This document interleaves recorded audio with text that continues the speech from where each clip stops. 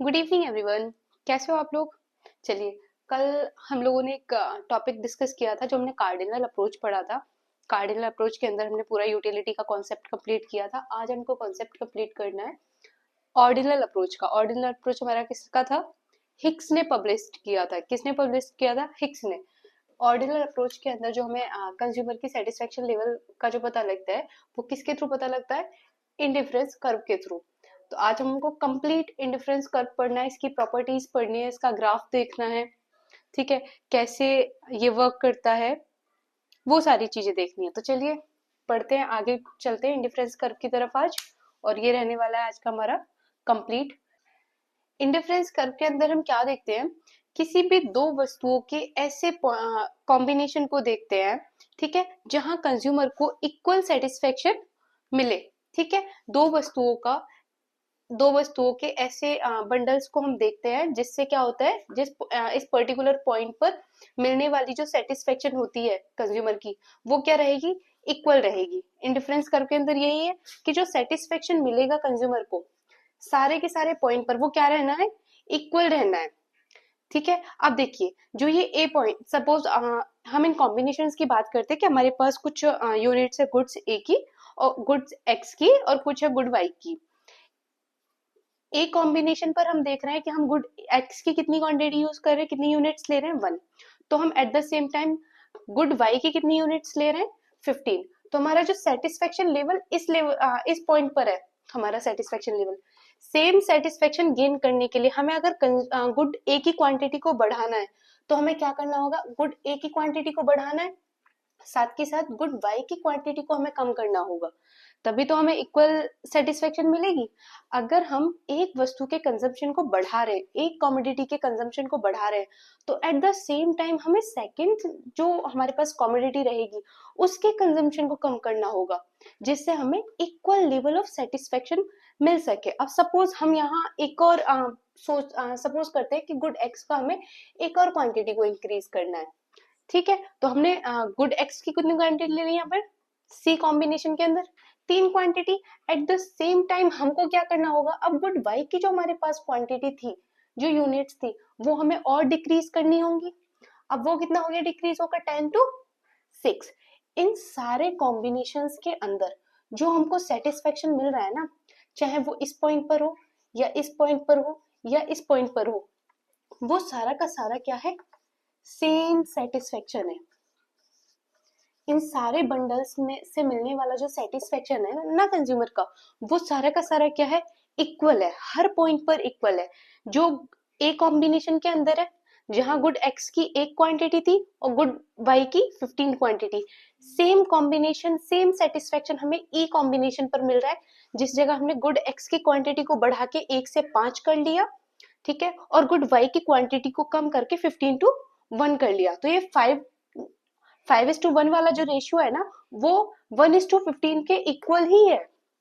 जो सेटिस्फेक्शन रहेगा वो सेम ही रहेगा। यही हमें इंडिफरेंस कर्व बताता है कि ये दो वस्तुओं के ऐसे कॉम्बिनेशंस को बताता है जहां पर कंज्यूमर को क्या है? सेम, हर पॉइंट पर सेम लेवल ऑफ सेटिस्फेक्शन मिलेगी। ऐसे डिफरेंट बंडल्स को रिप्रेजेंट करता है। अभी हम इसको ग्राफ के थ्रू भी समझते हैं, चलिए।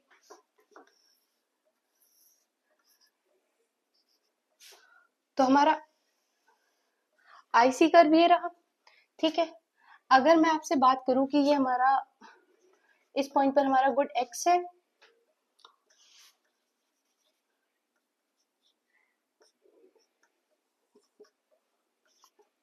ठीक है, तो जो मैं ये पॉइंट यहाँ रिप्रेजेंट कर रही हूँ ना, सीधी सी बात है कि अगर मैं अपना गुड एक्स का कंजप्शन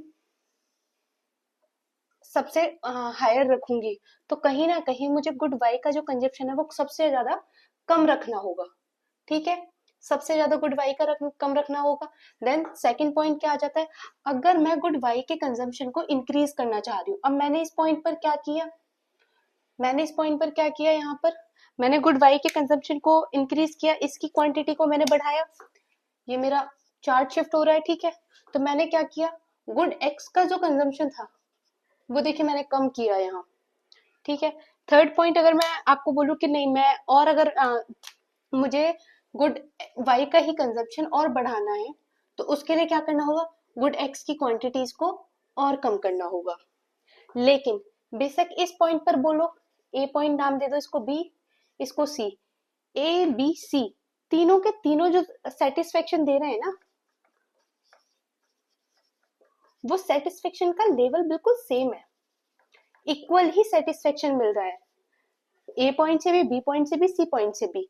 और इसीलिए हम बोल देते हैं कि हमारा जो आईसी कर्व होता है, इंडिफरेंस कर्व होता है, इंडिफरेंस कर्व क्या होता है, कॉन्वेक्स टू द ओरिजिन होता है,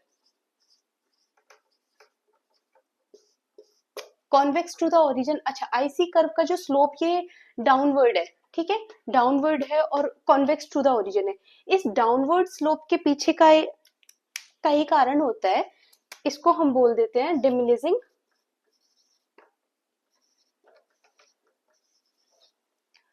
MRS, marginal rate of substitution.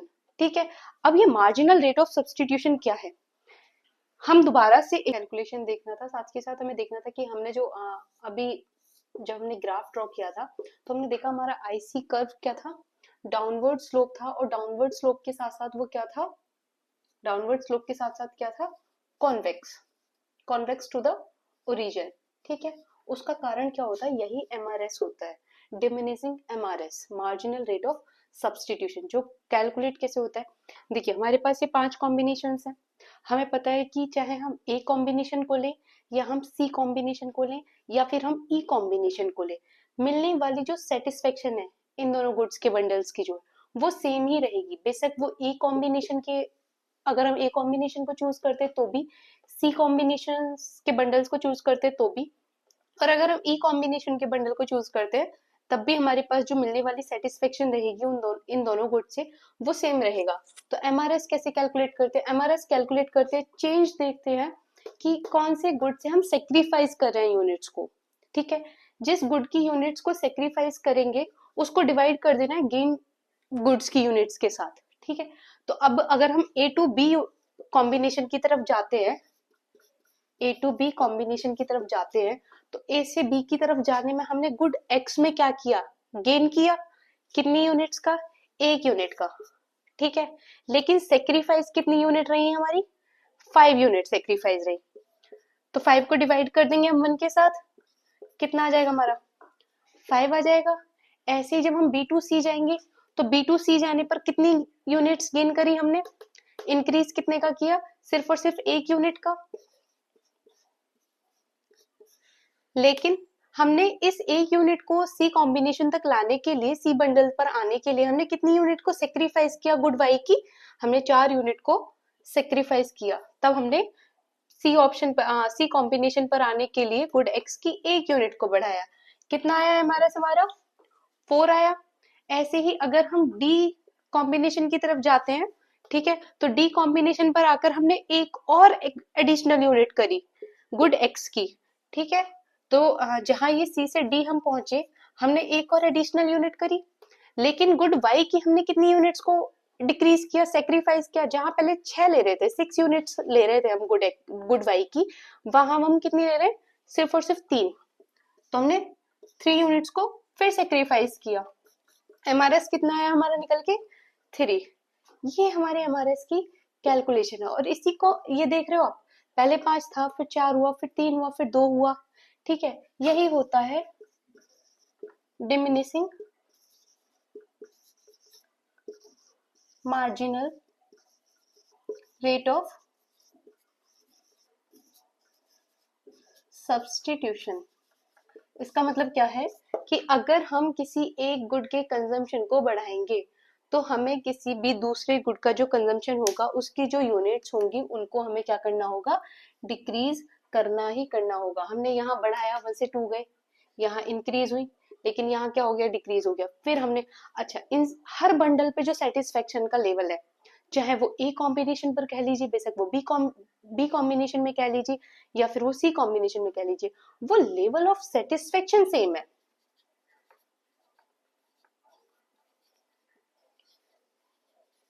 और एक आईसी कर्व जो होता है ना, आईसी कर्व इन्हीं पॉइंट्स को दिखाता है।